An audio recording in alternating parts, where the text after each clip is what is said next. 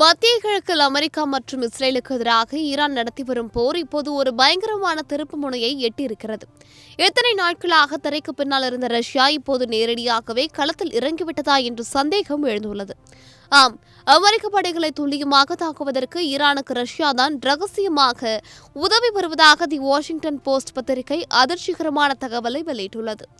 கடந்த பிப்ரவரி 28 தொடங்கிய இந்த போரில் அமெரிக்காவின் போர்க்கப்பல்கள் எங்கே நிற்கின்றன, இராணுவ தளங்கள் எங்கே இருக்கின்றன என்ற மிக துல்லியமான விவரங்களை ரஷ்யா ஈரானுக்கு வழங்கி வருகிறது. அதுவும் சாதாரண தகவல் அல்ல. ரஷ்யாவின் அதிநவீன செயற்கைக்கோள்கள் மூலம் எடுக்கப்பட்ட ஹைடெக் புகைப்படங்களையும் ரியல் டைம் டேட்டாவையும் ரஷ்யா ஈரானுக்கு அனுப்பி வருவதாக 3 முக்கிய அதிகாரிகள் பெயர் குறிப்பிட விரும்பாமல் தகவல் தெரிவித்துள்ளனர். கடந்த வாரம் அமெரிக்கா மற்றும் இஸ்ரேல் நடத்திய தாக்குதலில் ஈரானின் சொந்த கண்காணிப்பு அமைப்புகள் பலமிழந்து போயின.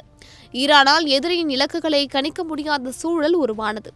இந்த இக்கட்டான நேரத்தில்தான் ரஷ்யா தனது உளவு தகவல்கள் மூலம் ஈரானுக்கு கை கொடுத்துள்ளது.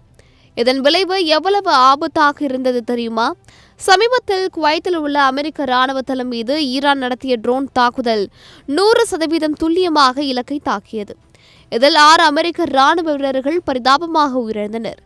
ஈரானின் தாக்குதல்கள் இவ்வளவு துல்லியமாக இருப்பதற்கு ரஷ்யா கொடுக்கும் இன்டெலிஜென்ஸ் ரிப்போர்ட் தான் காரணம் என்று ராணுவ நிபுணர்கள் உறுதியாக நம்புகிறார்கள்.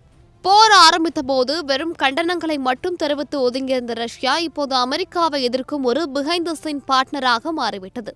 இது எரியும் நெருப்பில் நெய்யை ஊற்றுவது போல அமைந்துள்ளது. இது குறித்து வெள்ளை மாளிகை செய்தி தொடர்பாளர் அன்னா கெல்லி நேரடியாக பதில் அளிக்கவில்லை என்றாலும் ஈரானின் ராணுவ பலம் குறைந்து வருவதாகவே கூறியுள்ளார்.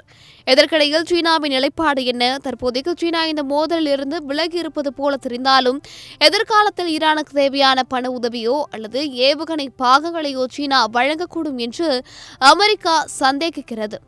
அமெரிக்கா ஒரு பக்கம், ரஷ்யா மற்றும் சீனா மறுபக்கம் என இந்த விவகாரம் இப்போது 3ஆம் உலகப் போர் பதற்றத்தை உருவாக்கியுள்ளது.